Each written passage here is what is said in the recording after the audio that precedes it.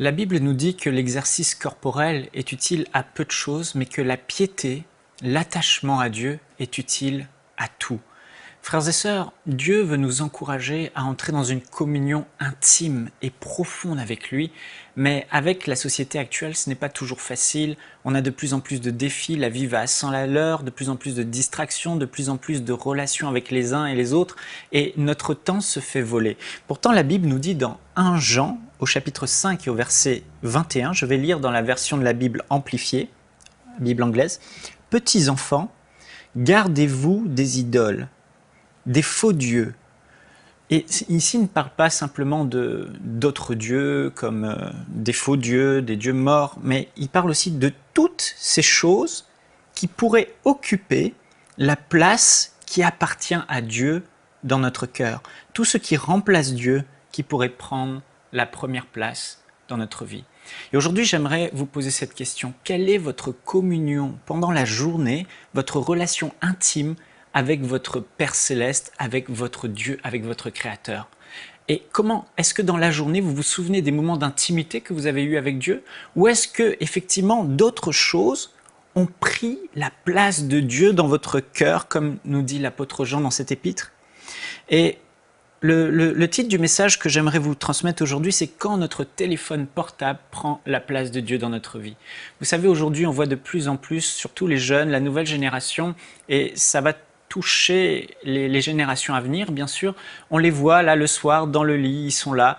Et avant, les gens lisaient un livre ou avant de s'endormir, ils entonnaient un cantique à Dieu. « Seigneur, je t'aime, Seigneur, je t'adore ». Ils priaient, ils lisaient la Bible. Et maintenant, de plus en plus de gens sont dans leur lit, même les couples, l'un à gauche, l'un à droite, avec leur téléphone portable, en train de scroller leur mur Facebook, avec leur téléphone portable, en train de texter à un ami. Et ce n'était pas le cas avant. Avant, les gens n'avaient pas dans leur poche, dans leur téléphone, toutes leurs relations, qui pouvaient les appeler à n'importe quel moment de la journée, qui pouvaient les déranger à n'importe quel moment. Vous réalisez qu'à tout moment de la journée, n'importe qui peut vous appeler votre ami, vous pouvez appeler votre ami, et cela vole votre temps précieux. Les gens avant, quand ils se réveillaient, leur première pensée était pour le Seigneur. Et combien maintenant de personnes se réveillent, la première chose qu'ils font, là, les yeux fermés, ils tâtonnent, ils prennent leur téléphone, ils checkent leur mail, ils répondent à leurs amis, ils regardent sur leur mur Facebook, leurs réseaux sociaux ce qui se passe, ils regardent une petite vidéo distrayante.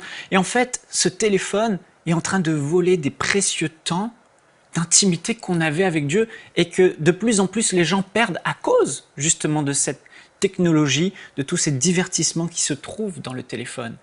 Les gens, au lieu de se réveiller le matin et de chanter des louanges à Dieu, de saluer Dieu, d'inviter le Saint-Esprit dans leur journée, maintenant regardent leur téléphone sous prétexte que dans le téléphone les aide à se réveiller.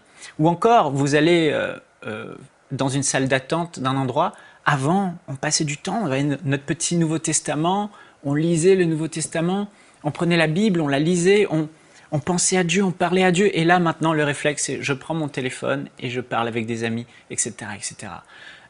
On va au drive ou au service au volant, au McDo, et pendant qu'on attend notre commande, avant le réflexe c'était de parler à Dieu, et maintenant le réflexe c'est le téléphone. Le téléphone prend de plus en plus de place. Et frères et sœurs, j'aimerais vous encourager aujourd'hui à remettre votre communion avec Dieu en priorité et de mettre de côté ce téléphone qui prend tellement de place dans nos vies aujourd'hui. Et aujourd'hui, plus que jamais, nous avons besoin d'appliquer ce que la Bible appelle le jeûne. Non pas le jeûne de nourriture, mais le jeûne de ce téléphone. Le jeûne est de le mettre de côté. Quand vous avez un temps, plutôt que de prendre le téléphone, mettez-le de côté. Le soir, avant de vous coucher, mettez le téléphone de côté et passez du temps avec Dieu. Parce que notre téléphone portable ne doit pas voler notre temps avec Dieu. Soyons vigilants et jeûnons le téléphone dans le nom de Jésus. Amen.